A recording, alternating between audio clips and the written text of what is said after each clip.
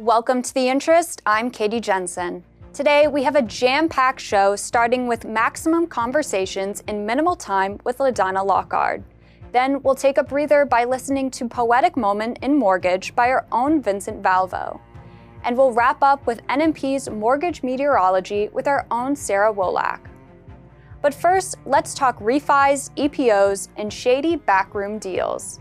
When experts like Fannie Mae and the Mortgage Bankers Association forecasted rates to come down to 6% or lower by 2025, originators began anticipating a modest but still impactful surge in refinances. However, some cautioned that if that were to happen, it would trigger an EPO frenzy, meaning originators would chase after those refinances, not knowing they might accrue a massive penalty if a handful happened to be refinancing before the 6-month mark. However, some claim that it's possible to strike a deal by negotiating EPO policies with lenders, particularly wholesale lenders. Others claim it's more of an unspoken agreement where the lender selectively enforces EPO penalties to avoid punishing top-producing originators. But are those originators really getting a deal? Stay tuned to find out. The smartest people in our country have told me that we're going to the fives. So it doesn't matter what I believe or not. I have to prepare for that. Since the only borrowers expected to refinance are those who purchased a home after the 2022 rate hikes, originators know that if rates were to suddenly drop, some will have mortgages less than 6 months old. Many lenders require the LO to return their commission on EPOs, sometimes even when the borrower refinanced with a different lender. There's two sides of the EPO thing. No one wants to get EPO. No one wants to give back money that they've earned because they could bankrupt you ultimately. Some in the wholesale channel recognize that lenders want refi business as much as their originators, and they rely on their broker partners to get it. Brokers like Christopher Foote, Chief Growth Officer for Milestone Mortgage, may attempt to negotiate by leveraging their business and loyalty. I mean, I have one investor particularly that we will not renew with. And one of the reasons why we won't renew with them is that they have a buyback policy, not necessarily EPO, but equally as bad. But we definitely will not renew with them because of that. We've had the conversation. They refuse to alter the contract, so we won't do that. Compliance experts like James Brody, senior partner with Garris Horn, would likely side with the lender refusing to negotiate. Brody believes that selective enforcement for buybacks or EPO penalties may be seen as a RESPA violation, similar to a kickback. In an emailed statement, he said, "I doubt any companies would be brazen enough to have written policies about such selective enforcement, which could be used as evidence of RESPA violations. That being said, even if such a policy is not in a written form, I would be not the least bit surprised that such was happening on a more de facto basis." Other sources have said those agreements are often made verbally with no written proof, or are more of an unspoken agreement. Back when Jonathan Fowler was a top producer, he said that his investors waived EPOs for a long time without him even realizing it.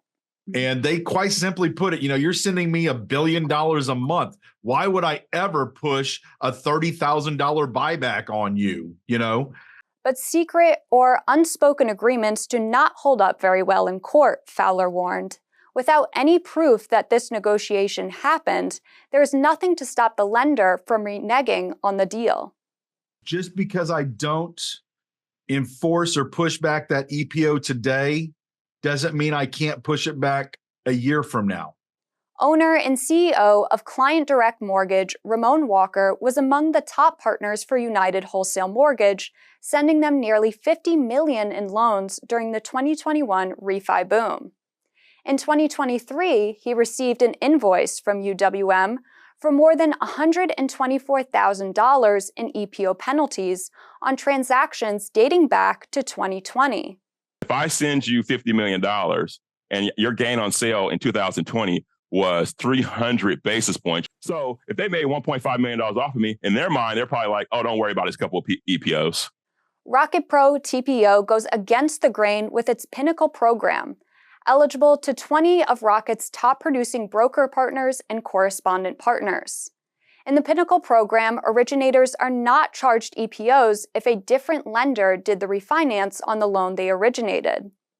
A key differentiator between Rocket Pro TPO and our competition today is that our Pinnacle program protects the broker community when it comes to EPOs versus, hey, we're going to waive an EPO, but the moment you decide you're not going to do business with us, we're going to send you these crazy bills. And that's not how we do business. To read the full story, go to nationalmortgageprofessional.com. For The Interest, I'm Katie Jensen. We all dream of owning a home, but for too long, if you didn't fit the mold, you were stuck. Stuck because the system worked for everyone except you. We've changed that.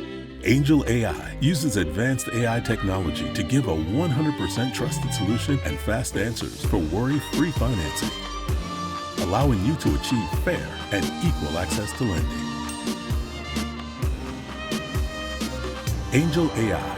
AI you can bank on.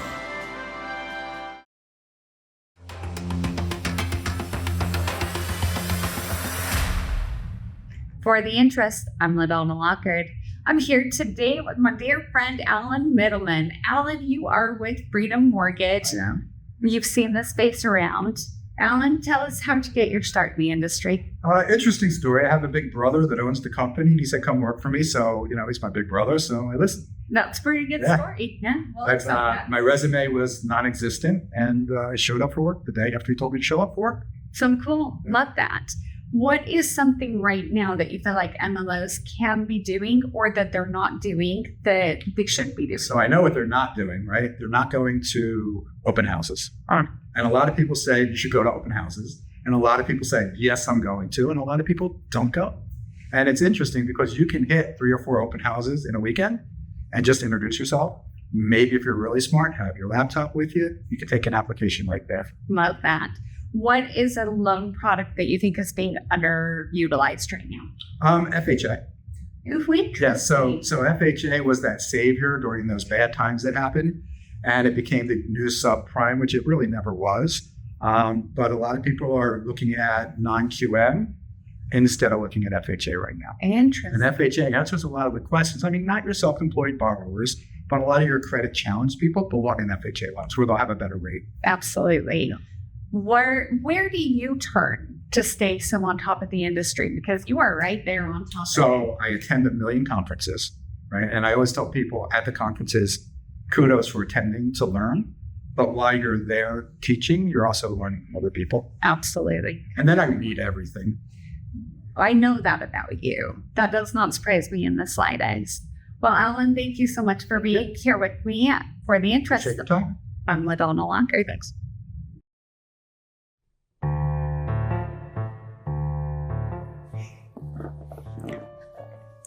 Amidst the housing's vibrant sway, where dreams and bricks and beams hold sway, realtors tread the path to guide in realms where home and heart collide. With every client, dream in hand, they seek a partner, strong and grand, a mortgage originator's grace to navigate the loan's embrace.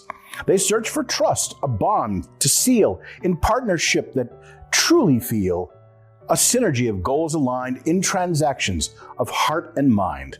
So let us weave a tale profound where trust and expertise abound, where realtors and lenders meet to build a home, a life complete.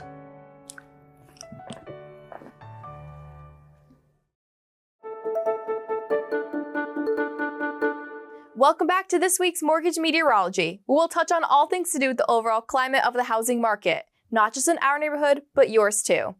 Last week, market activity was hot, and this week is no different. So keep cool and stay hydrated because this week is all about home prices. Spoiler alert, they're sweltering. Last week, S&P CoreLogic's U.S. National Home Price NSA Index reported a toasty 6.5% annual gain for March, the same increase as the previous month. S&P's 20-city composite posted a partly cloudy year-over-year increase to 7.4%, up from a 7.3% increase in the previous month.